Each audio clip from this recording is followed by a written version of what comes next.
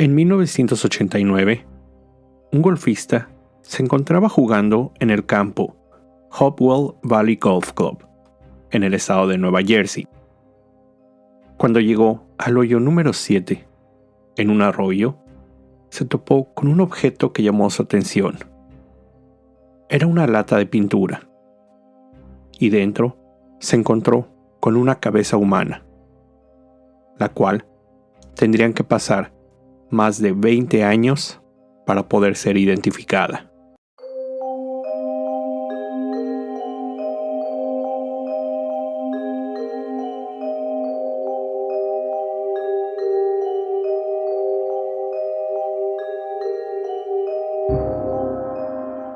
Hola a todos, bienvenidos a un nuevo episodio del podcast Terror cerca de ti. Como cada capítulo, quiero agradecer a todos los que, semana a semana, escuchan el podcast, así como dar la bienvenida a los que lo hacen por primera vez. No olviden seguirme en Spotify y calificar y dejar un comentario en iTunes. Esto ayuda a que el podcast llegue a más personas. Recuerden seguir mis redes sociales, @terrorcerca, en Facebook e Instagram, donde publico contenido adicional a los episodios. Y junto con el correo electrónico terrorcercadeti@gmail.com es la forma en que me pueden hacer llegar sus sugerencias de historias o sus propios relatos.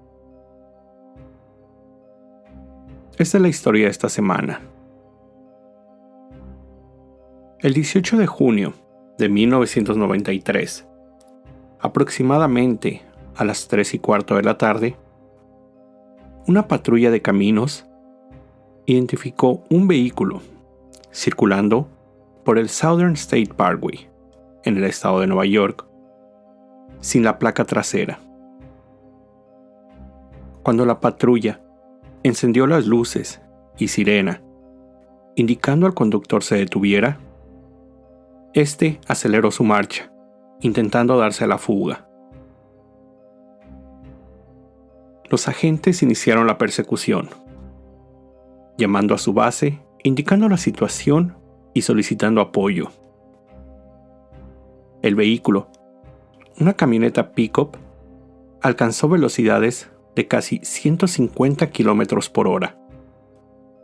Continuó por caminos secundarios. Después de más de 20 minutos, cuando el conductor intentó dar una vuelta a la izquierda, perdió el control del vehículo, chocando contra un poste de luz. Los policías detuvieron al conductor, quien fue puesto en el asiento trasero de la patrulla, mientras revisaban el vehículo. Al acercarse a la parte posterior de la camioneta, un fuerte olor a descomposición se hizo evidente. Dentro, encontraron el cuerpo de una mujer. El conductor fue identificado como Joel David Rifkin, de 34 años de edad. Joel Rifkin nació el 20 de enero de 1959. Sus padres, una joven pareja de universitarios, no tenían intención ni los medios para criar a un hijo, por lo que lo dieron en adopción. Bernard y Jean Rifkin adoptaron a Joel, de tan solo 3 semanas de nacido. La pareja, 3 años después, adoptaría también a una niña, de nombre Jan.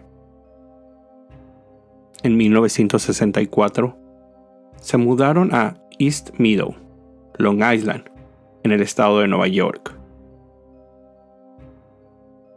Desde sus primeros años de edad, Rifkin llamó la atención, pero no por buenas razones. Problemas de aprendizaje incrementaron sus inseguridades desde el kinder, siendo el objetivo de burla de sus compañeros de clase. En primaria y secundaria, constantemente sufría de abusos de otros niños, y para evitarlos, frecuentemente llegaba tarde a su primera clase, y era el último en abandonar la escuela, esperando que los otros niños se fueran a casa cuando terminaba el día escolar. Su postura encorvada y lento caminar hicieron que fuera excluido de los juegos con sus vecinos. Aunque inteligente, Rifkin sufría de dislexia no diagnosticada, tartamudeaba y tenía problemas siguiendo las instrucciones, además de no tener una gran coordinación física. Todo esto constantemente frustraba a su padre, un matemático e ingeniero estructural. En la adolescencia, mientras cursaba la preparatoria, se unió al equipo de pista, con la esperanza que al ser parte de un equipo deportivo, terminaran las burlas en su contra. Sin embargo, aún ahí sus compañeros lo molestaban. Sumergían su cabeza en el inodoro, metieron la cabeza de un pollo muerto en su boca y llenaban su maleta deportiva con huevos y crema para rasurar. Desde entonces, de acuerdo a un estudiante de la misma escuela, Rifkin tenía fantasías sexuales violentas sobre sus compañeras que lo habían rechazado y se habían burlado de él. Rifkin después se unió al club de estudiantes encargados de elaborar el anuario escolar, lo que lo hizo creer que había ganado cierto grado de aceptación de sus compañeros al tomar las fotografías del anuario. Sin embargo, nuevamente, esto tampoco le trajo un cambio en su dinámica. Los estudiantes de último año no lo invitaron a la fiesta de clausura del club. Además, alguien le había robado su cámara fotográfica. En 1972, después de ver la película Frenesí, de Alfred Hitchcock, se volvió obsesionado con la idea de estrangular a sexoservidoras. También, durante ese tiempo, sus padres le regalaron un automóvil, el cual comenzó a manejar en busca de trabajadoras sexuales en el poblado de Hempstead y después Manhattan. En el 77, Rifkin terminó la preparatoria e inició sus estudios en un colegio universitario, Nassau Community College. Sin embargo, frecuentemente faltaba a sus clases y a los trabajos de medio tiempo que tenía. Prefería salir en busca de sexoservidoras.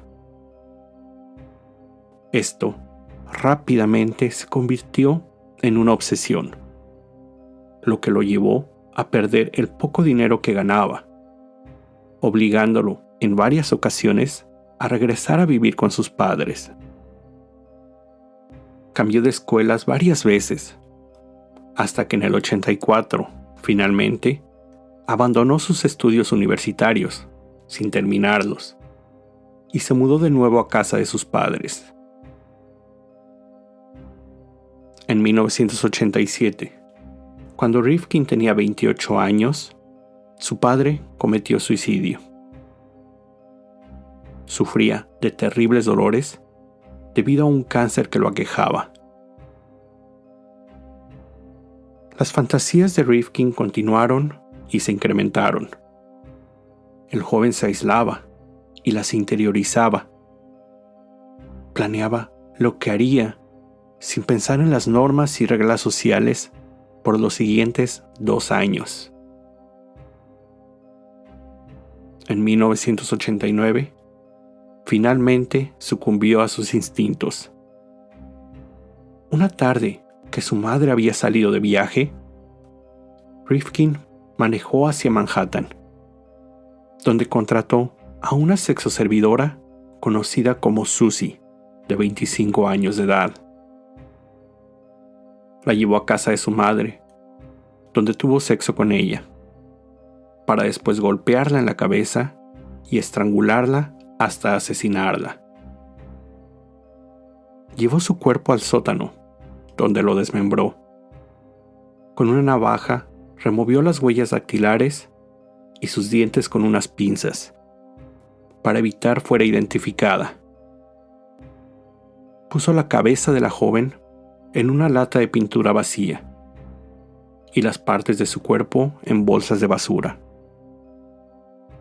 La lata la dejó en una zona arbolada en Hopewell, New Jersey, y los miembros y torso los dejó en el East River, en Nueva York. La lata con la cabeza de Susie fue encontrada en el campo de golf solo unos días después. Cuando la policía inició una investigación, no pudieron dar con la identidad de la víctima ni con el responsable de su muerte. Un año después, cometería un segundo crimen. Julie Blackbeard, también sexoservidora, a quien Rifkin llevó a casa de su madre cuando se encontraba de viaje. Ella pasó la noche en la casa de Long Island. La mañana siguiente, Rifkin la golpeó con un madero, para después estrangularla. Como antes, desmembró el cuerpo de su víctima, pero esta vez colocándolo en cubetas con cemento, para después arrojarlas al río East River y al canal de Brooklyn. Rifkin inició su propio negocio de jardinería en el 91, el cual usaría el lugar de trabajo que rentaba para ocultar los cuerpos de sus siguientes víctimas antes de deshacerse de ellos. Entre estas se encontraban Barbara Jacobs, Mary Ellen DeLuca y Yun Lee. Rifkin asesinaría a 17 mujeres, la mayoría de ellas adictas o sexoservidoras. La policía, cuando pudo encontrar los restos de ellas, rara vez pudo identificar a las víctimas, y mucho menos dar con el culpable.